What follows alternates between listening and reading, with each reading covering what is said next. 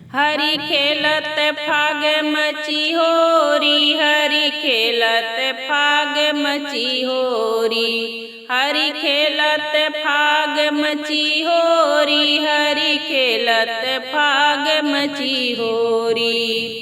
माघ उतर ऋतु फागुन आई, माघ उतर ऋतु फागुन आई, घर घर श्याम करत फेरी, हरि खेलत फाग मची होरी।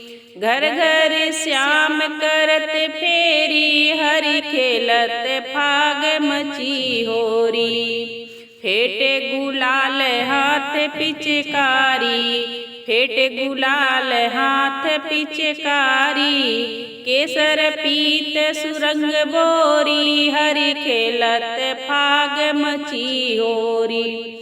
हरि खेलत फाग मची होरी, हरि खेलत फाग मची होरी। ब्रह्मा खेल महादेव खेल, ब्रह्मा खेल महादेव खेल, सुरपति खेल बरजोरी, हरि खेलत फाग मची होरी। सुरपति खेल बरजोरी, हरि खेलत फाग मची होरी।